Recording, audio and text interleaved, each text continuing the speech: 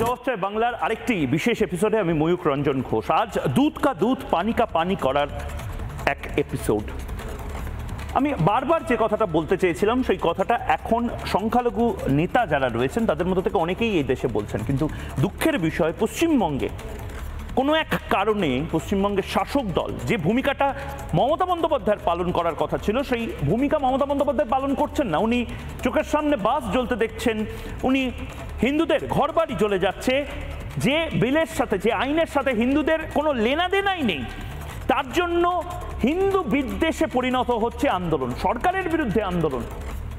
ভারত সরকারের আনা একটি বিল, একটি আইন, সেই আইনে কি লেখা আছে কি লেখা নেই, কেন হচ্ছে, কোনটা গুজব, এগুলো নিয়ে তো আসলে তৃণমূল কংগ্রেস বা মমতা বন্দ্যোপাধ্যায় বা রাজ্য সরকারের উচিত ছিল বোঝানো।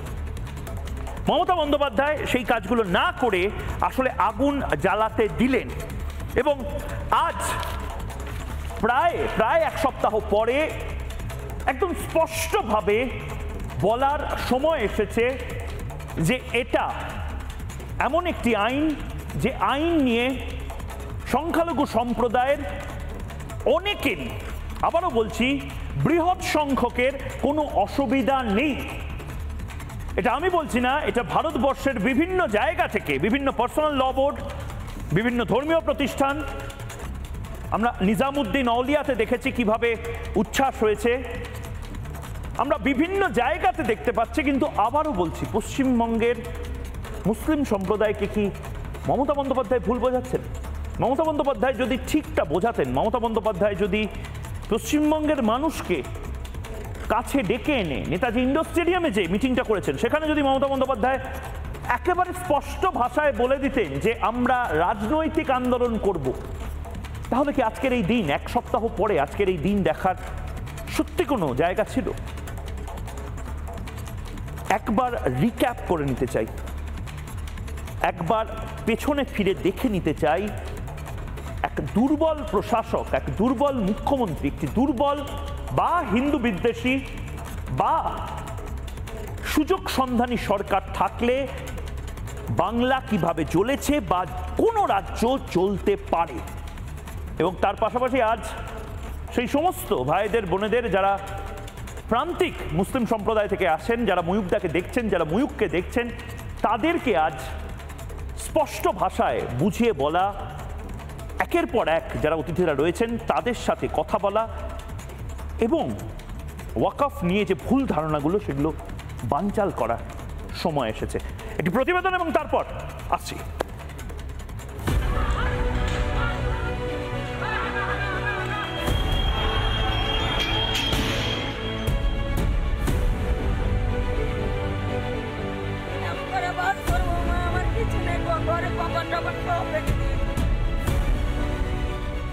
আমরা কি মার্ডার করেছি বলেন তো? হ্যাঁ তো মার্ডার করেছে, জেলখানা কত মার্কে দিচ্ছে, হ্যাঁ বাইরে তাক বাজে। আমরা তো জানতে চাই আর কতদিন মমতা এরকম বলেন তো?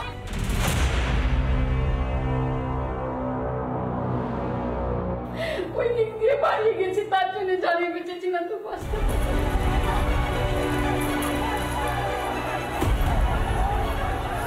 साहब आपने ये एक्ट इनेक्ट किया सिर्फ माइनॉरिटी के प्रोटेक्शन के लिए नहीं, बल्कि माइनॉरिटी विद इन माइनॉरिटी के लिए। वक्त का मतलब अब रुक जाओ, ये नहीं चलेगा। और आपसे बहुत शुक्रगुजार हैं हम इस चीज़ के लिए कि आपने हमें एक्नॉलेज भी किया।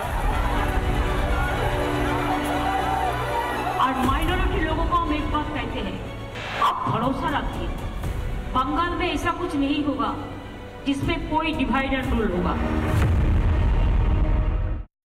যারা এই মুহূর্তে আমার সাথে উপস্থিত রয়েছেন তাদের সাথে আলাপ করিয়ে দিই। রয়েছেন এই মুহূর্তে আমার ডান দিকে ওসমান মল্লিক, কলকাতা হাইকোর্টের আইনজীবী, রয়েছেন বাঁ দিকে কামাল হোসেন, শিক্ষক শিক্ষাবিদ, রয়েছেন কাশেম আলী, রাজনৈতিক কর্মী, রয়েছেন মোহাম্মদ জিশান, রাজনৈতিক কর্মী। প্রত্যেককে অনেক অনেক স্বাগত জানাচ্ছি। আমি বিতর্ক আজ করব না, আমি আজ সেই সমস্ত দর্শকদেরকে অনুরোধ করছি যে দর্শকেরা এই মুহূর্তে হয়তো দেগঙ্গা থেকে দেখছেন, হয়তো পাথর প্রতিমা থেকে দেখছেন, হয়তো হুগলি, হাওড়া, মুর্শিদাবাদ, মালদা থেকে দেখছেন, পাল্লালপুর থেকে যারা দেখছেন আমাকে, যারা একেবারে প্রান্তিক মুসলিম সম্প্রদায়ের মানুষজন, যাদেরকে আমি বারবার বলেছি এই দেশটা আমাদের প্রত্যেকের, দয়া করে নেতাদেরকে সুযোগ করে দেবেন না এই দেশে অশান্তি করানো।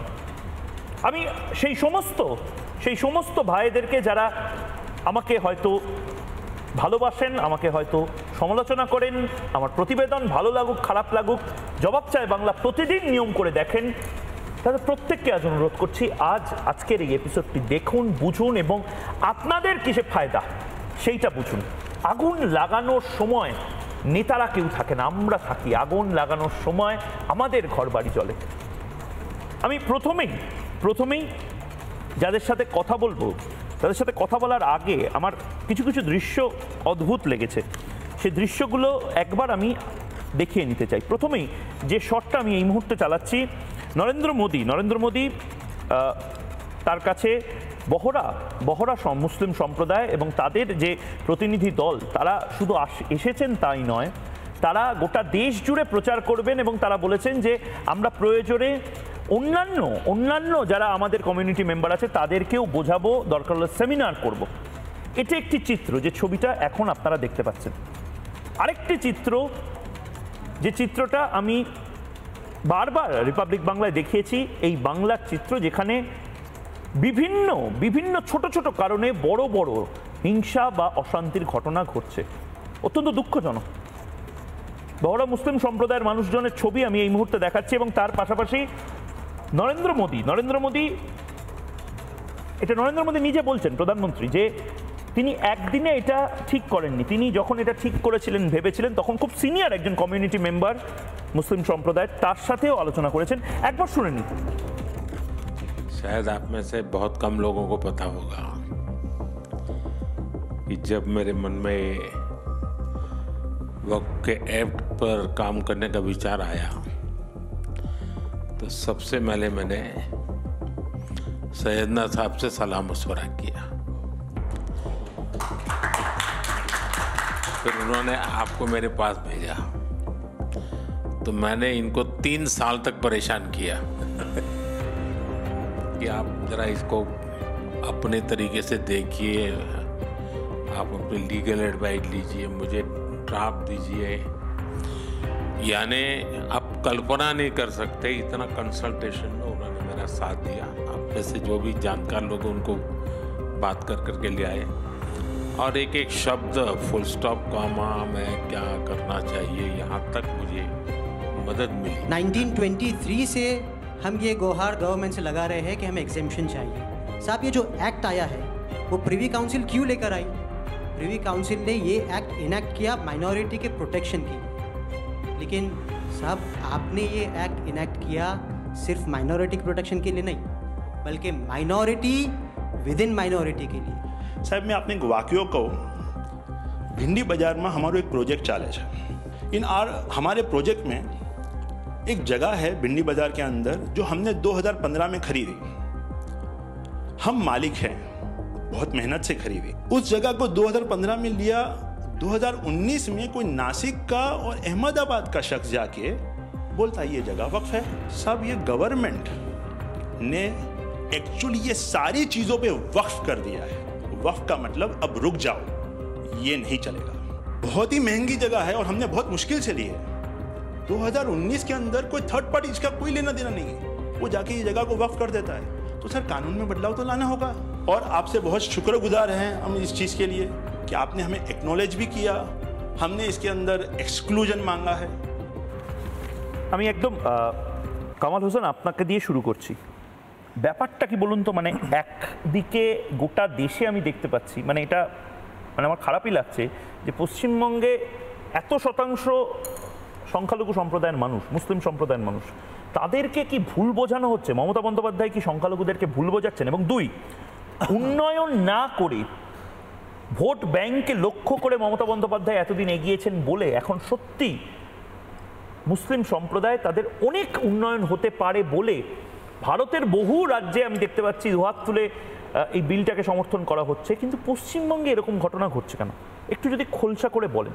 দেখুন, আমি এমনি বলছি যে যত ঠাকুর দেবতা এসেছেন, যত মহাপুরুষ এসেছেন, নবী এসেছেন, আরও যারা এসেছেন, তারা কেউ শঙ্খ নিয়ে এসেছেন, কেউ কুঠার নিয়ে এসেছেন, কেউ হযরত মুহাম্মদ সাল্লাল্লাহু আলাইহি ওয়াসাল্লাম শান্তির বাণী নিয়ে এসেছেন, কিন্তু কেউ কোনোদিনই বলেনি যে হিন্দু ভাই বোনদের অনেকের পিছনের যে টিকি থাকে সেটা কাটতে হবে, আর মুসলমানদের সামনে যে দাড়ি থাকে সেটা কাটতে হবে।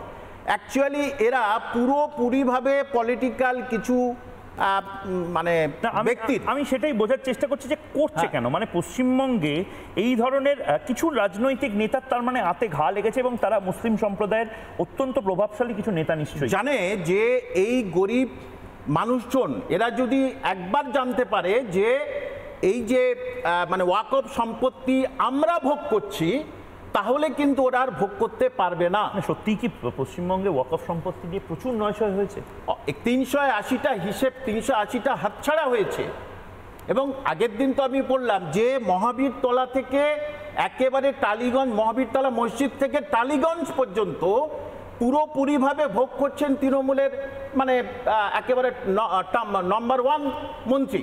এবং আপনি অবাক হয়ে যাবেন যে ওই জায়গায় আমি এডুকেশনাল সেমিনারে গেছিলাম, যে মানে আপনার ডিএনআই কলেজের পাশে যেখানে 3000 বর্গফুট জমি একজন এমএলএ দখল করে আছে।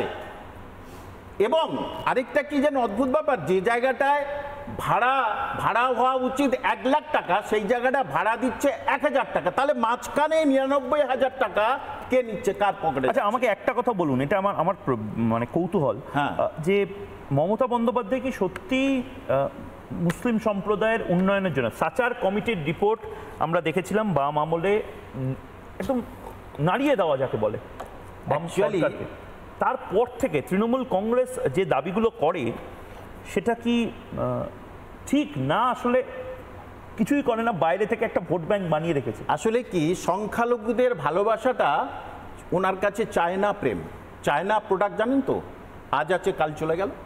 সংখ্যালঘুদের ভালোবাসা হচ্ছে চায়না প্রেম। কেন? সংখ্যালঘুদের ভালোবাসা শুধু সংখ্যালঘুদের উন্নয়নের জন্য ভালোবাসা নয়, সংখ্যালঘুদের ভালোবাসা ভোট ব্যাংকের জন্য ভালোবাসা একেবারে। না হলে বামফ্রন্টের সময় থেকে যে সংখ্যালঘুদের যা অবস্থা, আজই সেই সংখ্যালঘুদের সেই লাঠিয়াল বানিয়ে রেখেছে। এবং আগের দিন তো আমি এটাই বললাম যে মানুষ, সংখ্যালঘু ভাই বোনরা ভোট দিয়েছিল কেন? যে এতদিন সিপিএম কিন্তু বোমা বন্দুক আমাদের হাতে ধরিয়েছিল, দিদি এসেছে আমাদের রক্ষাকর্তা, তাহলে এবারে আমাদের বোমা বন্দুক থাকবে না, বই খাতা কোরআন থাকবে। এরাও দেখলো রে বাপরে, এ তো ওগুলো বাদ দিয়ে বোমা বন্দুক গুলি আমাদের হাতে দিচ্ছে, আমাদের সেই সেম ক্রিমিনাল বানিয়ে রাখছে। কিন্তু তাও তো বেশিরভাগ সংখ্যক, আমি জানি না কি হিসেবে, কিন্তু রাজনৈতিক নেতারা বলেন বেশিরভাগ সংখ্যক সংখ্যালঘু সম্প্রদায়ের মানুষ তো তৃণমূল কংগ্রেসকেই ভোট দিচ্ছে। এখন ওই যে বিজেপি জুজু, দেখো ওখানে কিন্তু ওই করেছে, ওখানে কিন্তু ওই করেছে, ওখানে ওই করেছে। এবং এই যে আমি বললাম না, এরা যদি স্বঘোষিত মুসলমান সব, এরা বেশ মানে আমি একদম আমাকে পিসিআর বলছে যে এই ঠিক সেই জায়গাতেই একবার একটা ছবি দেখাতে, যে ছবিটা আমি জিশানের কাছে যাওয়ার আগে, নিজামুদ্দিন আউলিয়া বা নিজামুদ্দিন দরগার ছবি, এটা জিশান যেদিন ওয়াকফ আইনটা পাশ হলো সেই দিনকার ছবি। এবং সেই ছবিটা আমি একবার ফুল ফ্রেমে দেখানোর জন্য বলবো। উচ্ছ্বাস একদিকে এবং তার পাশাপাশি মুসলিম সম্প্রদায়ের মানুষজনই তারা রাস্তায় নেমে উচ্ছ্বাস করেছেন। সেই ছবিটা এই মুহূর্তে আপনাদেরকে যেরকম দেখাচ্ছি, জিশান আছে আমার সঙ্গে, জিশানকেও আমি দেখাচ্ছি। জিশান, খুব স্পেসিফিক একটা প্রশ্ন, তুমি কোন দিকে? মানে যেদিকে সাধারণ সংখ্যালঘু মানুষজনের থাকা উচিত, যারা হয়তো এই ওয়াকফের বিপুল টাকার একটা ভাগ হয়তো তারাও এবার থেকে পাবেন না, তুমি সেই সমস্ত প্রভাবশালী নেতাদের পক্ষে যারা আসলে এতদিন ধরে সংখ্যালঘুদের এত জমি হড়প করে রেখে দিয়েছিল, জবরদখল করে রেখে দিয়েছিল বলে বলা হচ্ছে? আমি সংবিধানের পক্ষে।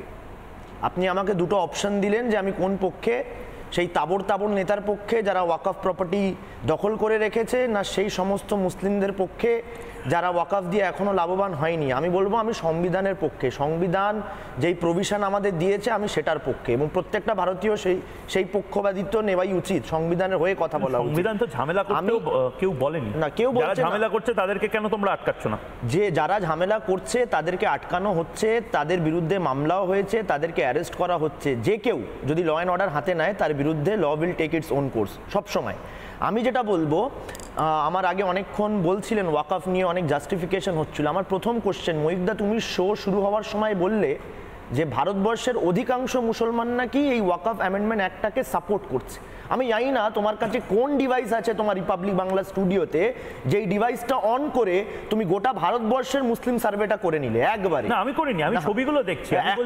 আমি বলছি যে উল্লাসের ছবি, তোমার থেকে এটা আশা নয়। মুসলিম সম্প্রদায়ের মানুষজন ফুল নিয়ে ধন্যবাদ দিতে গেছেন আনএক্সপেক্টেড ফ্রম ইউ মহিউদ্দা, তুমি একজন সিনিয়র জার্নালিস্ট। বহরা মুসলিম সম্প্রদায় তো, আরে বহরা মুসলিম সম্প্রদায় গিয়ে কি গোটা মুসলিম সম্প্রদায়? আগে আপনাকে এটা বুঝতে হবে। তারাও তো এক দুটো না 100 বার বাইরে নয়। আমি বলে দিই, আপনি বলবেন। দেখুন কোনো একটা, দেখুন আমাদের মধ্যে অনেক কটা সেকশনস আছে, শিয়া আছে, সুন্নি আছে, বহরা আছে, ওয়াহাবি আছে, অনেক কটা সেকশনস আছে। তাহলে তাদেরকে কেন ওয়াকফ বোর্ডের আওতায় রাখা হয়নি? তুমি এখন বলছো যে বিভিন্ন সেকশন আছে, তাদেরকে ওয়াকফ বোর্ডের আন্ডারে কেন রাখা হয়নি? দেখুন যেমন প্রত্যেকটা ধর্মের বিভিন্ন সেকশনস আছে, আমাদের ধর্মেও বিভিন্ন সেকশনস আছে। না, ওয়াকফ বোর্ডে তো তাদেরকেও জায়গা দেওয়া হচ্ছে। আলটিমেটলি তারা সবাই মুসলিম, তাদের রিলিজিয়াস আইডেন্টিটি তারা ইসলাম। হ্যাঁ, এটা আপনাকে মাথায় রাখতে হবে, এবং আমি আপনাকে ক্লিয়ার করে বলছি এক দুটো ছবি দিয়ে গোটা পিকচারটাকে জাজ করা যায় না, নাম্বার 1। নাম্বার 2, আমি আপনাকে একটা কথা বলি। দেখুন সুপ্রিম কোর্ট পরপর দুদিন আপনারা দেখেছেন কিভাবে গণতান্ত্রিক থাপ্পড় মেরেছে কেন্দ্র সরকারের দুগালে। কেন মেরেছে এটা বুঝতে হবে আপনাকে। এটা হ্যাঁ, আমরা অস্বীকার করছি না, ওয়াকফ প্রপার্টি অনেক নয়ছয় হয়েছে, হয়নি সেটা একবারও বলবো না। সেটা যদি বলি তাহলে কারা করেছে আমাকে বলতে দিতে হবে। সেটা তো গোটা দেশ জুড়ে সার্ভে করতে হবে সরকারকে এই লিস্ট সামনে আনতে হবে। সরকার যখন, আমি আপনাকে বলি, সরকার তো এত দরদ দেখাচ্ছে মুসলিম সম্প্রদায়ের প্রতি, বিজেপি সরকার এত দরদ দেখাচ্ছে, মুসলিমদের ডেভেলপমেন্ট হয়নি, তাদের ডেভেলপমেন্ট করতে হবে। সাধুবাদ জানাই ওনাদের এই চিন্তা ভাবনাকে, কিন্তু তার আগে তো আপনাকে এটা জানাতে হবে মানুষকে যে কোথায় কোথায় কোন সম্পত্তি কারা নয়ছয় করেছে, ওই আপনাকে পাবলিক ফোরামে আনতে হবে। নাম্বার 1, আমরা মানছি 9/6 হয়েছে, এবং যেই অর্থে রেভিনিউ কালেকশন হওয়ার কথা ছিল ওয়াকফ প্রপার্টির থেকে, সেই অর্থে রেভিনিউ কালেকশন হয়নি। যদি সেই অর্থে রেভিনিউ কালেকশন হতো তাহলে আজকে হয়তো মুসলিম সম্প্রদায় এতটা পিছিয়ে থাকতো না সোশ্যালি বা ইকোনমিক্যালি। নাম্বার 1। নাম্বার 2 যেটা আমি বলবো, দেখুন এখানে কয়েকটা বিষয় যেখানে আমাদের আপত্তি ওয়াকফ অ্যামেন্ডমেন্ট অ্যাক্ট নিয়ে। Number 1, representation in the Waqf committee. কেন সেখানে নন মুসলিমদেরকে প্রভিশনস দেওয়া হচ্ছে?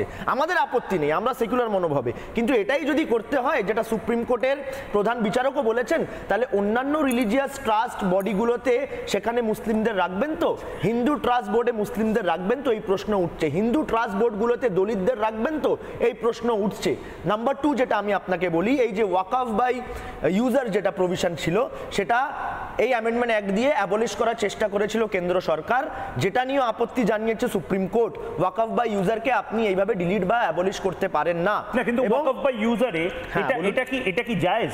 এটা কি বাস্তবসম্মত যে একটা জায়গাতে যেখানে কানামাছি ভব যাকে পাবি তাকে চল মতন একটা জায়গা, ওইটা হচ্ছে ওয়াকফ, এই ক্যামেরাটা ওয়াকফ, বললেই ওয়াকফ হয়ে যাবে? আমি আপনাকে একটা কথা বলি, ওইভাবে বললেই ওয়াকফ হয়ে যায় না। আপনি একদম সেই লাইনেই কথা বলছেন।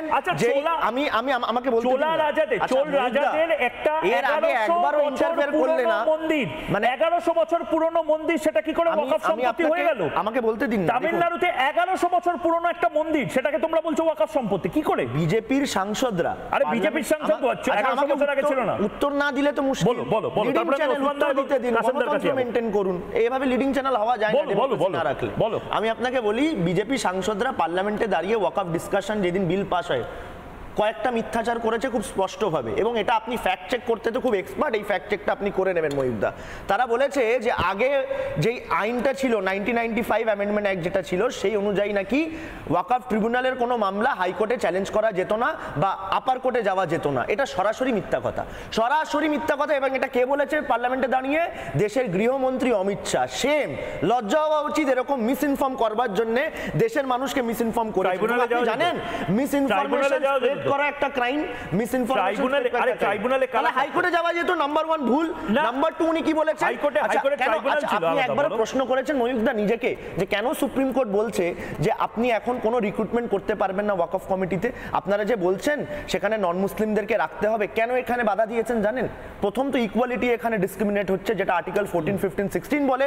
নাম্বার 2 আর্টিকেল 26 কি বলছে? Each and every religion has the right to manage their own religious property. যেই অধিকারটা ভারতীয় জনতা পার্টি কেন্দ্র সরকার মুসলিম সম্প্রদায় থেকে কেড়ে নেওয়ার চেষ্টা করেছে এই ওয়াকফ অ্যামেন্ডমেন্ট অ্যাক্টের মাধ্যমে, কন্ট্রোলটা কেড়ে নিতে চেয়েছে। ইন্ডিপেন্ডেন্ট সার্ভে কমিশনার সার্ভে করে একটা ওয়াকফের রেজিস্ট্রেশন করতো প্রপার্টির, সমস্যা কোথায় ছিল? Independent survey commissioner is also appointed by the গভর্নমেন্টই অ্যাপয়েন্ট করে ওনাকে। কিন্তু এই যে ডিস্ট্রিক্ট কালেক্টরের ব্যাপারটাকে কনভার্ট করা হলো কেন জানেন? কারণ district collector will be under direct control of the government, সরাসরি নিয়ন্ত্রণ করতে পারবে বলে এই সরাসরি কেন্দ্র সরকারের সরাসরি নিয়ন্ত্রণ, বিজেপি সরকারের সরাসরি নিয়ন্ত্রণ ওয়াকফ প্রপার্টির উপরে আমরা মানছি না, মানবো না। সুপ্রিম কোর্টও সেই অর্থে গোটা সংবিধানকে সামনে রেখে আমাদের যে জাস্টিফিকেশন সংখ্যালঘু সম্প্রদায়ের ঠেকা বা দায় তো তুমি বা তোমরা নিয়ে রাখো না, 100 বার নয়। তাহলে বড় মুসলিম সম্প্রদায় যদি এটাকে সমর্থন করে, বিভিন্ন পার্সোনাল ল বোর্ড যদি সমর্থন করে, তো তোমার প্রবলেম কি? আপনি মেসেজটাও পছন্দ করবেন। আমি কেন্দ্র সরকারকে একটা মেসেজ দিতে চাই এবং কনভে করতে চাই আপনার চ্যানেলের মাধ্যমে। আমি দেশের প্রধানমন্ত্রী নরেন্দ্র মোদী এবং দেশের গৃহমন্ত্রী অমিত শাহ এবং যারা যারা ডিসিশন মেকারস আছে তাদের বলবো, আপনাদের যেই দরদটা মুসলিম সম্প্রদায়ের প্রতি এসছে এটা দেখে ভালো লাগছে।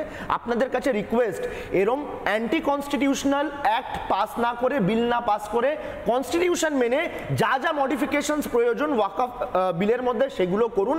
এবং যেই মুসলিম নেতারা বা যেই মুসলিম লোকজন যারা ওয়াকফ প্রপার্টি নয়-ছয় করেছে তাদেরকে বিহাইন্ড দ্য বার্স করুন এবং যারা সত্যিকারে দায়িত্ব নিতে পারবে ওয়াকফ প্রপার্টি ম্যানেজ করার তাদেরকে জায়গায় আনুন। সেই সম্প্রদায় থেকে আমরা সব থেকে বেশি খুশি হব এবং আমরা আশা করি আগামী দিন সরকার সেই দিকেই তাকাবে সুপ্রিম কোর্টে থাপ্পড় খাবার পরে। ধন্যবাদ। আমি ওসমান মালিক রয়েছেন, মোহাম্মদ জিশান যে কথাগুলো বললো ওসমান দা খুব ভ্যালিড কিছু কাউন্টার আর্গুমেন্ট করলো এবং আমি এটাই ভাবছি যে জিশানের কথা যখন একেবারে প্রত্যন্ত কোনো গ্রামের কোনো সংখ্যালঘু সম্প্রদায়ের ছেলে সে শুনবে, সে ভাববে জিশানদা ঠিক বলছে, ময়ূকদা ভুল বলছে, কামাল হোসেন স্যার ভুল বলছে। ওসমান মল্লিক আসল সত্যিটা কি এবং এই যে ঝামেলাটা পাকানো হচ্ছে সাধারণ মানুষকে ভুল বুঝে, এটার একটু যদি ফ্যাক্ট চেক করেন। এখন তাহলে আবার একটু সময় দিতে হবে। হ্যাঁ বলুন। প্রথম কথা দাদা যেটা বললো, জিশান যেটা বললো, ভাই যেটা বললো যে হিন্দুদের কি এরকম বোর্ডে মুসলিমদেরকে ঢুকিয়ে দেওয়া হবে। এখানে বলি এই যে রাজ্য স্তরে যেরকম পশ্চিমবঙ্গ ওয়াকফ বোর্ড, এরকম কি পশ্চিমবঙ্গ হিন্দু বোর্ড কিছু আছে? আছে কি জানা? এরকম কোন না না সেটা আপনি এরকম কোনো বোর্ড নেই জাস্টিস বা সারা ভারতবর্ষেও, এটা ওনার অবজারভেশন, সারা ভারতবর্ষেও এরকম কোনো হিন্দুদের এরকম কিছু নেই। হিন্দুদের যেটা আছে পশ্চিমবঙ্গ বিভিন্ন জায়গায় বিভিন্ন ছোট ছোট জায়গা কেন্দ্র করে ট্রাস্টি বোর্ড আছে, কোনো একটা ট্রাস্টি বোর্ড ছোট ছোট জায়গা কেন্দ্র। বলছি কজন মুসলিম আছে? রাজ্য স্তরে নেই। এই বলছি এটা হিন্দু আছে। আগে শুনুন, রাজ্য স্তরে এরকম কিছু নেই। 2 নম্বর প্রথমে ওয়াকফ জিনিসটা একটু বলে নিই। ওয়াকফ জিনিসটা কি না, কোনো একজন মুসলিম যদি আল্লাহর উদ্দেশ্যে কোনো সম্পত্তি দান করেন এবং তার যদি জমির সেই মালিকানা তিনি হন, তাহলে সেটা হচ্ছে ওয়াকফ তিনি করতে পারেন এবং তার জন্য একটা ওয়াকফ নামা করতে হয়, ডিড, যেটা ট্রাস্ট ডিডের মতো। এবং সেইখানেই বলা থাকে কারা বেনিফিশিয়ারি হবে, কারা সেখান থেকে সুবিধা পাবে। এই আইনের ফলে কিন্তু সুবিধাভোগীদের কোনো চরিত্র পাল্টাচ্ছে না, অর্থাৎ যারা যে সুবিধা পেত সেই সুবিধা পাবে। তাহলে পরিবর্তনটা কারা হলো না, এই সমস্ত সম্পত্তিগুলি ম্যানেজ করার জন্য, মিসইউজ যাতে না হয় সেই জন্যই ওয়াকফ বোর্ড তৈরি হয়েছিল। সেই ওয়াকফ বোর্ডে পরিবর্তন আসছে, কিন্তু এই ওয়াকফ ডিড, ওয়াকফ নামাতে কোনো পরিবর্তন আসছে না, সুবিধাভোগীর জায়গাতেও কোনো পরিবর্তন আসছে না। তাহলে যে মুসলমানগুলো সুবিধা পাচ্ছে তারা সেরকমই সুবিধা পাবে। দ্বিতীয়ত যেটা বলে সুপ্রিম কোর্ট আরও একটা কথা বলেছে, দেখবেন যে শুনছি তো দিল্লি হাইকোর্টে নাকি ওয়াকফ সম্পত্তি, তাহলে কি দিল্লি হাইকোর্টকেও ওয়াকফ বলে ঘোষণা করাবে? এখানে সুপ্রিম কোর্টের দুদিকেই বলেছে সুপ্রিম কোর্ট, এবং সুপ্রিম কোর্টের একটা দিক আপনি বললেন। ঠিক একইভাবে বিভিন্ন ক্ষেত্রে মুসলিমদের পক্ষ থেকে বলা হয়েছে, কলকাতা হাইকোর্ট, ওখানে বলা হচ্ছে রাজভবন, এগুলো ওয়াকফ প্রপার্টি। যাই হোক, বিষয়টা বিচারাধীন এবং নিশ্চয়ই কিন্তু এখন একটা ল্যান্ড অফ ল আমাদের মানতে হবে। যদি সুপ্রিম কোর্ট সেটা সাইড করে সেটা আলাদা ব্যাপার, কিন্তু সুপ্রিম কোর্ট সেরকম 2-1টি জায়গায় তিনি বলেছেন গ্রে এরিয়া আছে, কিন্তু সুপ্রিম কোর্ট কোথাও বলেননি লটাকে সেটা সাইড করে দেওয়া হবে। তৃতীয়ত কথা বলি, যেটা সেকশন করা হবে সেটাও বলেনি। সেকশন 40 যেটা ছিল, আগেকার আইনে যেটা ছিল সেকশন 40, অর্থাৎ কোনো একটা জায়গা ওয়াকফ বোর্ড মনে করলে সে নিজে অনুসন্ধান করে সেই জায়গাটাকে ওয়াকফ বলে ঘোষণা করে দিতে পারে, এবং সেক্ষেত্রে কেউ যদি সেটার সঙ্গে দ্বিমত হয় সে ট্রাইব্যুনালে যেতে পারে। কিন্তু খুব সীমিত ক্ষেত্রে নিশ্চয়ই হাইকোর্টে যাওয়া যেত, কিন্তু সর্বক্ষেত্রে হাইকোর্টে যাওয়া যেত না, খুব সীমিত ক্ষেত্রে ট্রাইব্যুনালের উপরে হাইকোর্টে যাওয়া যেত। এখন সেটা বলা হয়েছে যে কেউ অমিত শাহ কেনই ট্রাইব্যুনালের বিরুদ্ধে হাইকোর্টে যেতে পারে। তাহলে আপনাকে সত্যি কথা বলতে আমাদের গণতন্ত্রের গৃহমন্ত্রী বলতে পারলেন, আমাদের গণতন্ত্রের স্ট্রেংথ জুডিশিয়ারি, তাহলে এতদিন কেন জুডিশিয়ারিকে সেখানে রুখে দেওয়া হয়েছিল? তা আমাদের এখানে তো জুডিশিয়ারি স্ক্রুটিনির জায়গায় আছে, আপনি যে কোনো সময় হাইকোর্টে দ্বারস্থ হতে পারেন এবং পর্যালোচনা করতে পারেন, যেমন এভাবে হয়েছেন। তৃতীয় কথা যেটা বলি আপনাকে, যে আপনি যেটা বলেন স্বচ্ছতার সঙ্গে, এই স্বচ্ছতার সঙ্গে করার জন্যই বলা হয়েছে এবারে সমস্ত ওয়াকফ সম্পত্তিকে সেন্ট্রাল পোর্টালে নথিভুক্ত করতে হবে। এটাতে এর সবচেয়ে উল্লেখযোগ্য দিক, সেন্ট্রাল পোর্টালে যদি নথিভুক্ত হয় আম জনতা দেখতে পারবে যে কোথায় কোথায় ওয়াকফ সম্পত্তি আছে, কে কে দখল করে আছে, এবং ট্রান্সপারেন্সি থাকবে। এইখানেই তৃণমূলের বা রাজ্য সরকারের আপত্তি, আপত্তি এই জায়গা থেকে এই আপত্তিটা এই জায়গায়, যখনই তারা দেখবে যে এত ওয়াকফ প্রপার্টি কার কাছে আছে, কার কাছে আছে, এতদিন কেন আমরা জানতাম না, এতদিন কার কাছে ছিল, কীরকম ওয়াকফ প্রপার্টি লুট হচ্ছে আপনাকে বলে দিই। ভারতবর্ষে প্রায় 10 লক্ষ একর মতো জায়গা ওয়াকফের রয়েছে, মানে সেনাবাহিনী, রেলের পরে ওয়াকফের সম্পত্তি। কিন্তু ওয়াকফ থেকে 2016-তে দেখা গেল মাত্র 200 কোটি টাকা রোজগার হয়েছে সারা ভারতবর্ষে। তখন 2006 সালেই সাচার নিজে বলেছিলেন যে ওয়াকফ ডেভেলপমেন্ট কর্পোরেশন করতে হবে, এই সম্পত্তিগুলোকে ভালোভাবে ম্যানেজ করতে হবে, এটা সাচার বলে গিয়েছিল। এখন সেটা করা হচ্ছে। এর পশ্চিমবঙ্গের কথা বলি, পশ্চিমবঙ্গে দ্বিতীয় লার্জেস্ট ওয়াকফ প্রপার্টির মালিক, কিন্তু পশ্চিমবঙ্গে ওয়াকফ থেকে এমন রোজগার হয় যে কর্মচারীদের বেতন দেওয়া যায় না, ওয়াকফ বোর্ডের কর্মচারীদের বেতন দেওয়া যায় না। বুঝলাম না, ওয়াকফে এত যদি জমি থাকে কর্মচারীদের বেতন কেন দেওয়া যাবে না? কি হচ্ছে, ওয়াকফ সম্পত্তি মিসইউজ হচ্ছে, লুট হয়ে যাচ্ছে, দখল হয়ে যাচ্ছে। ইভেন এই যে ইমাম মুয়াজ্জিন ভাতা দেওয়া হচ্ছে, ওয়াকফ বোর্ড থেকে টাকাটা দেওয়া হচ্ছে, টাকাটা কে দিচ্ছে না, টাকাটা দিচ্ছে কে না, পশ্চিমবঙ্গ সরকার। এই যে এতক্ষণ আমরা বলছিলাম যে মুসলিমদের জিনিস মুসলিমরাই পরিচালনা করবে, তাহলে ওয়াকফ বোর্ডকে অমুসলিমরা এত টাকা দেবে কেন? কেন 900 কোটি টাকা দেবে প্রতি বছর ইমাম মুয়াজ্জিনের ভাতা? কিন্তু কোনো ওয়াকফ বোর্ডের সম্পত্তি থেকে আসে না, এটা সাধারণ মানুষের করের টাকা। না, আমি একটা জিনিস ওসমান, আমি জাস্ট 30 সেকেন্ডস একবার আমি কমল হোসেন স্যার থেকে জানতে চাইছি, এই যে ধরুন মুসলিম সম্প্রদায়ের ডেভেলপমেন্ট, বা কেউ হয়তো মানে এটা আমি দেখি অনেক মন্দির আছে হিন্দু সম্প্রদায় যারা একদম মানে যেটাকে বলে একদম সমস্ত খরচাপাতি সব কিছু তুলে রাখেন, কেউ একদম বয়স্ক মানুষ একা থাকতেন, হয়তো তাকে দাহ করার খরচা নেই, এই জিনিসগুলো তো ওয়াকফ এই দায়িত্বগুলো তো নিতে পারে, বা সমাজসেবার দায়িত্ব, বা প্রতিদিন খাওয়ানোর দায়িত্ব। ইসকন প্রতিদিন লক্ষ লক্ষ প্লেট খাবার এই অন্নদাত্রী প্রোগ্রামে দেয়, এটা ওয়াকফ বোর্ড করে কি? আসলে ব্যাপার এটা সদিচ্ছার অভাব। না, এটা করে না না, না একেবারে না। যে এটা তো অনেক বেশি ইউনিফাইড করতে পারে সারা দেশে, যে কোনো জায়গাতে, যেরকম গুরুদুয়ারাগুলোতে, যেখানে গুরুদুয়ারা রয়েছে, আমরা জানি যে আমরা যারা বসে আছি, যে কোনো শহরের যে কোনো গুরুদুয়ারাতে গেলে আমি ভরপেট খাবার খেয়ে চলে আসতে পারবো লঙ্গরে।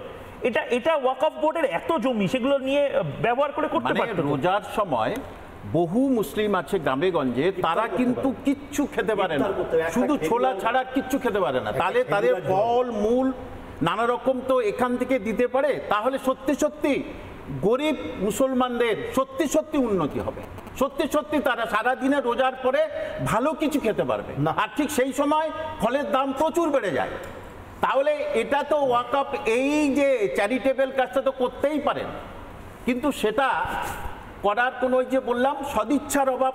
এখন সদিচ্ছার অভাব হলে সেখানে তো আর কিছু করার নেই, তাই না? সরকারের সদিচ্ছার অভাব, যে সদিচ্ছার অভাবের জন্য আজকের স্কুল সার্ভিস, মাদ্রাসা সার্ভিসগুলো সব শেষ, সদিচ্ছার অভাব। হ্যাঁ, এখন যেটা বলার, যে দাদা বলছিলেন যে ওয়াকফ বোর্ডের এখন পরিচালনা অনেকটা ভার জেলা শাসকের কাছে এসছে। আমরা জানেন, আমরা জেলা শাসককে বলে থাকি কালেক্টর মানে কি, কর সংগ্রাহক তিনি। সত্যিকারের ডিএমের পক্ষেই বোঝা সম্ভব কোন সম্পত্তিটাকে বেটারভাবে ইউজ করা যায়। আপনি ওয়াকফ বোর্ডে দেখুন তো কারা কারা ছিল, তাদের যোগ্যতাগুলো দেখুন তো খুলে, কী নিরিখে তারা ওয়াকফ বোর্ড তারা ম্যানেজ করবে। তার তুলনায় আইএসগুলো এলে কি বেটার ম্যানেজমেন্ট করতে পারবে না? আর পশ্চিমবঙ্গের ক্ষেত্রে বলি বা বিরোধী রাজ্যে জেলা শাসকগুলো কারের আন্ডারে, কেন্দ্র সরকারের আন্ডারে। এখানে যে এতগুলো জেলা শাসক আছে সেটা রাজ্য সরকারের আন্ডারে। রাজ্য সরকার তো বলেছে করতে দেবে না। না না, রাজ্য এখন যদি ডিএম বিডিওকে বলেই দেয় করতে দেবে না, এটা বলা যায় না। আরে করতে দেবে না বলেছে, দিশানরা তো বলছে যে এটা বেআইনি কথা। প্রথম কথা এটা করতে হবে। Yes, land of the law. বুঝতে পারছি না, মুখ্যমন্ত্রী যেখানে বলছেন যে আমি করতে দেব না এবং আমি ডিএম বিডিওকে বলে দিচ্ছি। মুখ্যমন্ত্রী অনেক কথা বলেন, কিন্তু মুখ্যমন্ত্রী বলেছিলেন আমি আধার কার্ড করতে দেবো না, এই করতে দেবো না। এটা হচ্ছে কেন্দ্রীয় আইন, এটা হচ্ছে ল্যান্ড অফ ল। যতক্ষণ না এটা সুপ্রিম কোর্ট আনকনস্টিটিউশনাল বলছে ততক্ষণ সেটা তোমাকে ইমপ্লিমেন্ট করতে হবে। এবার আপনি যদি বলেন যে আপনি হেঁটে যাচ্ছেন, আপনাকে ইট মারতে পারবেন, হ্যাঁ আপনি মারতে পারবেন, আপনি বেআইনি কাজ করতেই পারেন, কিন্তু সেটা লিগ্যাল নয়, করতে পারবেন না। বেশ, আমি কাশেম আলী, আমি আবার সেই একই প্রশ্ন হচ্ছে আজকে। বিশ্বাস করুন কাশেমদা, আমি বহু জেলায় ঘুরি, আপনি নিজে জানেন, আপনাদের উত্তর 24 পরগনাতেও ঘুরি। আমি যখন গাড়ি করে যাই আমাকে অনেকে চিনে হয়তো বলেন যে ময়ূকদা তুমি বলছো ঠিক কথা, কিন্তু আমরা এটা বলতে পারছি না, তার কারণ আমাদের নেতারা এই কথাগুলো বলে দিয়েছে। তৃণমূল কংগ্রেস এই ওয়াকফকে কেন্দ্র করে যে যে পাগলামোটা আমরা চারপাশে দেখতে পাচ্ছি, এবং একটা পয়েন্টের পরে যেটা হিন্দু বিদ্বেষী আন্দোলনে পরিণত হয়ে গেল, মমতা বন্দ্যোপাধ্যায় কেন, মানে এমন কি হচ্ছে যার জন্য তৃণমূল কংগ্রেস এটাকে এভাবে বিরোধিতা করছে এবং একটা মিথ্যাচারের জায়গায় নিয়ে যাচ্ছে?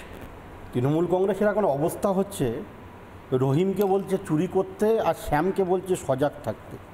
এই হিন্দু মুসলমান করে বলছে যে কোনো অমুসলিম ওয়াকফ বোর্ডে থাকবে না, এরা সোচ্চার করছে। আমার কাছে একটা ডকুমেন্টস আছে, এটা শ্যামবাজারে, আপনি নিজে চলে যাবেন শ্যামবাজারে, নসন বিবি নবাব খানম ওয়াকফ এস্টেট, এর সভাপতিকে মানে প্রেসিডেন্টকে শারিক খান, ভাইস প্রেসিডেন্ট আহসান আহমেদ, আর ফের একটা ভাইস প্রেসিডেন্ট আছে অলোক নায়েক, আর সেক্রেটারি আছে আনিসুর রহমান, আর অ্যাসিস্ট্যান্ট সেক্রেটারি আছে অসীম রাজা, আর ট্রেজারার আছে অভিজিৎ দাস। মানে এগুলো আপনি নিজে দায়িত্ব নিয়ে বলছেন? একদম, আমি আমার নিজের দায়িত্ব নিয়ে বলছি। মহিউদ্দা যদি কিছু পরিসংখ্যান বা তথ্য ভুল দিয়ে আমি জেলে যাব, আপনি যাবেন না, আমি দায়িত্ব নিয়ে বলতে পারি। এত দায়িত্ব নিয়ে এই কথাটা বলছেন, আমি একটা পদবি দেখলাম, এটা হিন্দু পদবি, তো হিন্দু করে চিৎকার করছে। মুখোশধারী তৃণমূল নতুন ওয়াকফ আইন সংশোধনী বিল পাস হওয়ার আগেই তৃণমূল সরকার ওয়াকফ বোর্ডে অমুসলিমদের জায়গা দিয়েছে। এটা কিন্তু ওয়াকফ বিল পাস হওয়ার আগে 5 বছর আগে এখানে অমুসলিমরা জায়গা করে বসে আছে। আমি দায়িত্ব নিয়ে বলছি। জিসান ভাই, আপনার ব্যাপারে আমি কোনো ইন্টারফেয়ার করিনি, আপনি যখন বলেছেন আমি কোনো কথা বলিনি, বলে নিন তারপর আমি বলবো। সাইলেন্ট। ওকে। আপনারা আমাদের চোর বানিয়েছেন, ডাকাত বানিয়েছেন, গুন্ডা বানিয়েছেন, মস্তান বানিয়েছেন, আমাদের চুরি করতে শিখিয়েছেন। মরছে কারা? মুসলমান। মারছে কারা? মুসলমান। বকটুইতে খুন হচ্ছে কারা? মুসলমান। নানুরে খুন হচ্ছে কারা? মুসলমান। আইএসএফকে ভয় লাগছে আপনাদের নাকি? আইএসএফ দাড়ি টুপি নিরীহ মানুষ 5-10 হাজার লোক যখন ভাঙড় থেকে কলকাতার অভিমুখে রওনা হচ্ছে, আর শওকত যে সিপিএমের হারমাত ছিল সে এখন আপনাদের নবাগত নেতা, সে ফতোয়া দিচ্ছে, পুলিশকে ইনস্ট্রাকশন দিচ্ছে, কোনো গণতান্ত্রিক আন্দোলনে আপনি আটকাতে পারেন? কই সিদ্দিকুল্লাহ চৌধুরী যখন বলছিল জেলাকে টাইট দেবো, তারপরে রাজ্যই কলকাতার 20 জায়গায় 20টা জায়গায় আমি 2000-10,000 করে লোক জড়ো করব, সিদ্দিকুল্লাহ চৌধুরী এই কথা বলার পরে শামশেরগঞ্জে, ধুলিয়ানে, জঙ্গিপুরে, রঘুনাথগঞ্জে কেন দাঙ্গা হলো এবং এই মুখ্যমন্ত্রী নীরব কেন? আচ্ছা, এই নেতাজি ইন্ডোর স্টেডিয়ামে ইমাম সাহেবদের নিয়ে, যেখানে 35,000 ক্যাপাসিটি সিটের 5,000 4,000 ইমাম সাহেবকে নিয়ে মুখ্যমন্ত্রী ফাঁকা বুলি দিলেন, ভাষণ দিলেন যে আমি সব কিছু দেখে নেবো, পশ্চিমবাংলায় ওয়াকফ আইন বলবৎ হতে দেবো না, কিচ্ছু করতে দেবো না, আমি মুসলমানদের মাসিয়া। আচ্ছা, আপনি বলুন তো, এই যে মাদ্রাসা সার্ভিস কমিশন 507খানা মাদ্রাসা আছে, কামালদা অনেক বড় কোচিং সেন্টার চালায়, 507খানা সরকারি স্বীকৃতি মাদ্রাসা আছে, 14,000 শিক্ষক কেন নিয়োগ করতে পারিনি? 5 বছরে মাদ্রাসা সার্ভিস কমিশনের পরীক্ষা কেন হয়নি বলতে পারবেন আপনি? 2000 না আমাকে বলতে দিন। 2007 সালে সাচার কমিটির রিপোর্ট প্রকাশ হওয়ার পরে মমতা বন্দ্যোপাধ্যায় বলেছিল যে পশ্চিমবাংলায় সাচার কমিটির রিপোর্ট বাস্তবায়ন হবে এবং মুসলিমরা যে চোর ডাকাত গুন্ডা বদমাইশ এদেরকে বানানো হয়েছে, 34 বছরে সিপিএম এদেরকে ফুটবলের মতো ব্যবহার করেছিল। আমি একটু আধুনিক হয়ে আপনাদের মাসিয়া হয়ে একটু ঘন্টা হিজাব টেনে নামাজ পড়ার অভিনয় করে রোজা না রেখে হান্ডে পিন্ডে খেয়ে পাক সার্কাস ময়দানে মনিকা মুখার্জির ছেলেকে নিয়ে গিয়ে মানে খুব ইফতার পার্টি করছেন। একদিকে সমস্যা কোথায়? এই কোনো শুনুন, আমাকে বলতে কেন হিজাব পড়বে, কেন নামাজ পড়ার ঢং করবে? আমি দেখুন মহিক শুরু থেকে অনেক কটা কথা এলো তৃণমূল কংগ্রেসের সরকার মুসলিমদের উন্নয়ন করেছে কি করেনি, সিপিএম ব্যবহার করেছিল, আরে বাবা আমি আপনাকে বলিনি, আমাকে বলতে দিন। হ্যাঁ, তো ব্যবহার করেছিল করেনি, আজকে আমি শুধু একটা কথা বলবো, পশ্চিমবাংলার বিধানসভায় গিয়ে মুসলিম লিডার্সদের রিপ্রেজেন্টেশন দেখুন, কটা মুসলিম এমএলএ আছে তৃণমূল সরকারের, আর সিপিএম আমলে কটা এমএলএ ছিল মুসলিম সম্প্রদায় থেকে, এটা আপনি একবার ফ্যাক্ট চেক করবেন। নাম্বার 2, এত বড় বড় কথা বলছেন, আরে দাদা দাঁড়ান, আপনি বলেছেন আমাকে বলতে দিন, আমাকে বলতে দিন, এত গলা ফাটিয়ে লাভ নেই, না না এত গলা ফাটিয়ে লাভ নেই, পরিসংখ্যান আছে ভাই, আমাদের কাছে পরিসংখ্যান আছে, তথ্য আছে। বিজেপি একটা মুসলিম ক্যান্ডিডেট করেনি, বিজেপি করেনি, আপনাকেও করবে না, আপনাকেও করবে না, কিন্তু দেশের স্বার্থে, দেশের স্বার্থে, মুসলিমদের স্বার্থে কাজ হচ্ছে। আরে ভাই আমরা টিকিট পাওয়ার জন্য রাজনীতি করিনি, মাতৃভক্তি, দেশের ভক্তি, রাষ্ট্রভক্তি হচ্ছে আমাদের ইমানের। আমি আমার সময় শেষ হয়ে যাবে, সিঙ্গেল রিপ্রেজেন্টেশন। জিশান বলুন। আমি জাস্ট শেষ করছি মহিকদা, দেখুন বিজেপি অনেক বড় বড় কথা বলতে পারে, এখন তাদের মুসলিম কমিউনিটির প্রতি একটা যে ডেভেলপমেন্টের ভাবমূর্তি এসছে করব, হ্যাঁ খুব ভালো কথা। এই ডেভেলপমেন্টের ভাবমূর্তি বিলকিস বানোর সময় আমরা যদি দেখতে পারতাম খুবই খুশি হতাম। এই ডেভেলপমেন্টের ভাবমূর্তি সমস্ত সেই সব হেড স্পিচেসের অ্যাগেনস্টে দেখতে পারতাম যখন বিজেপি নেতারা দাঁড়িয়ে একটা সিগনিফিক্যান্ট কমিউনিটিকে জেহাদি তকমা দেয়। আরে একটা সম্প্রদায়ের মধ্যে সবাই খারাপও হয় না, সবাই ভালো হয় না, কিছু মানুষ গন্ডগোল পাকালে আপনি গোটা একটা কমিউনিটিকে টার্গেট বা অ্যাটাক করতে পারেন না। নাম্বার 1, এটা দিয়ে বোঝা যায় আপনারা কোন শিক্ষায় শিক্ষিত হয়েছেন। নাম্বার 2 যেটা বলবো, Muslim representation in state legislative assembly, আমাদের বিধানসভায় গিয়ে দেখতে পারবেন কটা মুসলিম বিধায়ক তৃণমূল কংগ্রেস দিয়েছে রাজ্যকে, সিপিএম কটা দিয়েছিল, আপনি ভালো করে একবার হোমওয়ার্ক করে নেবেন। এবং বিজেপি, আমি লাস্ট শেষ করছি, বিজেপি আজকে লোকসভায় এত কথা বলছে, একটা মুসলিম এমপিও দাঁড় করায় না, ক্যান্ডিডেট দেয় না, টিকিট দেয় না, কাসেম বাবুকেও দেবেন না, কাসেম বাবুকেও দেবেন না, কাসেম বাবুকেও দেবেন না, টিকিট কে দেবে না, দেবে না, আমাকে টিকিট দিন। আচ্ছা আমি ওসমান মালিক, আমি আমার একদম সময় যেহেতু কম, আমি একটা জিনিস জানার চেষ্টা করছি, তারকেশ্বর ডেভেলপমেন্ট বোর্ড যেটা, সেখানে তো ফিরহাদ হাকিম ছিলেন। হ্যাঁ, তারকেশ্বর ডেভেলপমেন্ট বোর্ডের চেয়ারম্যান ফিরহাদ হাকিম। মানে আমি বলছি ক্ষতিটা কি, এটা এই ওয়াকফ বোর্ডটা কি ধর্মীয় কোনো বোর্ড না, এটা পরবর্তীকালে এসেছে? আবারও বলছি যে ওয়াকফ বোর্ড কিন্তু ঠিক করে না কারা সুবিধা পাবে, ঠিক করে ওয়াকফ ডিড, এই এতগুলো ওয়াকফ সম্পত্তি যাতে বেটার ম্যানেজমেন্ট হয় সেই জন্য ওয়াকফ বোর্ডের সঙ্গে সরাসরি ওয়াকফ সম্পত্তি কোনো যোগ নেই, তারা বেটার ম্যানেজমেন্ট করে। তো কিন্তু সেটা ইচ্ছাকৃতভাবে গুলিয়ে দেওয়া হচ্ছে। আর যেটা হিন্দুদের কথা বলেছে, হিন্দুদের এরকম কোনো বোর্ড নেই, ছোট ছোট জায়গায় আছে, তারকেশ্বর ট্রাস্ট, দক্ষিণেশ্বর ট্রাস্ট, এরকম ট্রাস্ট রাজ্য জুড়ে বা রাজ্য যে এরকম কিছু নেই। দ্বিতীয়ত আমি যেটা বলা দরকার ছিল আমার, কিন্তু এইখানে যে দাঙ্গা, আমাকে ফার্স্ট কন্ডেম করতে হবে, কিন্তু সেটা সব রিলিজিয়নের ক্ষেত্রে হবে, এটা ইকুয়ালিটি বলে। এই আইনের সঙ্গে হিন্দুদের কি সম্পর্ক, কেন হিন্দুদের বাড়ি আক্রমণ করা হচ্ছে? আমি কন্ডেম করি সমস্ত মুসলিমদের অন্যায় হচ্ছে, ইউএপি দেওয়া যারা করছে তারা এবং তাদেরকে অবিলম্বে গ্রেফতার করো। সরকারকে সেই ধর্ম শিক্ষা দেয় না, কি কিসের জন্য আছে? সরকারের কাজ ছিল লয় আইন রক্ষা করা, সরকার কেন কি স্টেপ নিচ্ছে? আচ্ছা বিএসএফ কি করছিল? একটা সংখ্যালঘু থেকে জেএমবির ইনভলভমেন্ট দেখা গেল, সংখ্যালঘু বলছি আমি তাদেরকে, বিএসএফ আমি তাদেরকে সংখ্যালঘু বলছি, তারা সংখ্যা গুরুর উপর অত্যাচার করে কি করে? ইউনিফর্মে আরএসএস মেম্বাররা বাড়ি বাড়ি গেছে, সেগুলো দেখছেন না? এই নিরীহ, এতে কি হচ্ছে? একতরফা দেখবেন, এতে মানুষগুলো কথা বলুন, সমাজ শান্ত পরবাসী, কি দাদা শান্তির বার্তা দিন। বিজেপি শান্তির বার্তা দিতে পারে না, দাঙ্গার বার্তা দেয়, অ্যাট লিস্ট আপনারা শান্তির বার্তা দিন, বাংলাকে শান্ত করুন। বেশ আমি একদম শেষের দিকে কামাল হোসেন সাহেব, আমি একটাই জিনিস বলার জন্য আপনাকে অনুরোধ করছি যে দেখুন, আপনার প্রচুর ছাত্রছাত্রী এবং তারাও হয়তো আপনাকে শুনছেন, কিন্তু তাদেরকে আপনি এত বই, এত শিক্ষা, এত কিছুর পরেও এইটা বোঝাতে পারছেন না যে আমার খুব খারাপ লাগছিল, মানে ওটাই আমার মাথায় ঘুরে যাচ্ছে। মানে আপনি মানে এটা যদি আমি জানতাম, বা আমি জানতাম বলাটা ভুল, এটা আমি জানতাম না, এটা আমার অপরাধ। এরকম বহু সংখ্যালঘু সম্প্রদায়ের মানুষজন আছে যারা রোজার সময় ছোলা খেয়ে তাদের সারাদিনের উপবাস সেটা ভাঙছে, ভঙ্গ করে, এটা ঠিক নয়। এবং ঠিক সেই জায়গা থেকেই কালে কালে এই সমস্ত মন্দির বা এই সমস্ত সংগঠনগুলো তৈরি হয়েছে যাতে সবার পেটে গরম ভাতটা থাকে। লড়াইটা তো তার মানে ভাতেরই লড়াই, ওয়াকফের লড়াইটাও তো ভাতের লড়াই। কি ক্ষতি আছে? এই এত কোটি টাকার যে সম্পদ এবং তার জমি, সেগুলোকে ঠিকভাবে কাজে লাগিয়ে মুসলিম সম্প্রদায়ের সাধারণ গরিব মানুষের মধ্যেই বিতরণ করে দেওয়া হোক না। কামাল হোসেন সাহেব, একেবারে এটাই তো আমি প্রথম থেকে এইটাই বলে আসছি যে গরিব প্রান্তিক মুসলমানরা তারা উপকার হোক, তারা কিন্তু তাদের যে অবস্থা, তারা সেই অবস্থার মধ্যে আছে। হ্যাঁ, হয়তো মাননীয় মুখ্যমন্ত্রী এখন কন্যাশ্রী, যুবশ্রী দিয়ে তাদের কিছুটা উপকার এসছে, ঠিক কথা, কিন্তু তাদের প্লেসমেন্ট কোথায়? তারা MA MSc বিএড করছে, তাহলে তাদের প্লেসমেন্ট কোথায়? আপনাকে একটা অদ্ভুত ধরনের কথা বলছি ময়ূকবাবু, অবাক হয়ে যাবেন আপনি। এই মাদ্রাসা নিয়ে কথা বললেন তো, মাদ্রাসায় একটি ছেলে সে অনেক বেশি নাম্বার পেয়েছে, হ্যাঁ, কিন্তু তাকে নেবে না, নেবে অন্যজনকে যার নাম্বার কম। তখন কি করছে, সে যেটা উত্তর করেছে, ধরুন 5-এর দাগে উত্তর করেছে A, হ্যাঁ, গোল করেছে, আবার তার পাশে কি করলো, ওই 5-এর দাগে আরেকটা D তাকে উত্তর করে দেওয়া হলো।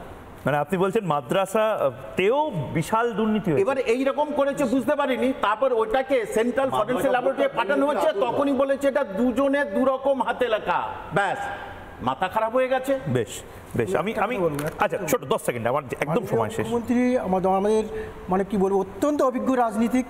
মুসলিম ধর্ম সম্প্রদায়ের মধ্যে যারা এই সমস্ত উস্কানি দিচ্ছেন তাদের বিরুদ্ধে ইউপিএ লাগান, এতে করলে বরঞ্চ মুসলিম সমাজের ভাবমূর্তি উজ্জ্বল হবে। ঠিক, আপনি অ্যাকশন নিন, দ্রুত অ্যাকশন নিন। নিশ্চয়ই ভোট ব্যাংক নয়, সাম্প্রদায়িক সম্প্রীতি বজায় রাখতে মুখ্যমন্ত্রীকে উদ্যোগী হতে হবে, এবং যারা ঘর ছাড়া নিজ ভূমি প্রবাসী, হরগোবিন্দ দাস এবং চন্দন দাস শুধু ইন্ডিজোটের পার্টনার ছিল, তৃণমূল কংগ্রেসের পার্টনার, সেদিনকে নিহত হয়েছে বাংলার সম্প্রীতি, বাংলার ধর্মনিরপেক্ষতা, এবং যারা করেছে তাদের উদাহরণমূলক একদম এক্সাম্পলারি পানিশমেন্ট দিতে হবে। আমি আমার সময় একেবারে শেষ, কিন্তু আমি আজকের জবাব চাই বাংলাটা শুধুমাত্র তাদের জন্য করলাম যে সমস্ত, আমি কত ডেলিভারি বয় যারা রয়েছে, কত মানুষজন যারা দক্ষিণ 24 পরগনা, উত্তর 24 পরগনা, বা আমি যখন যে জেলাতে যাই সেখানে আমাকে বলে ময়ূকদা সংখ্যালঘু সম্প্রদায়ের বহু ছেলে মেয়ে জবাব চায় বাংলা দেখছে এবং সত্যিটা জানতে চাইছে। নেতাদের আইসোলেট করা এবং সত্যিটাকে সামনে আনা, এই কাজটা আজ কতটা করতে পারলাম জানি না, কিন্তু এই কাজটা করে যাব, কারণ আবারও বলছি দেশটা হিন্দু, বৌদ্ধ, শিখ, জৈন, পারসিক, মুসলমান, খ্রিস্টানি, এই দেশটাকে কোনো জেহাদির দাপাদাপির মুক্ত মঞ্চ বানাতে দেব না।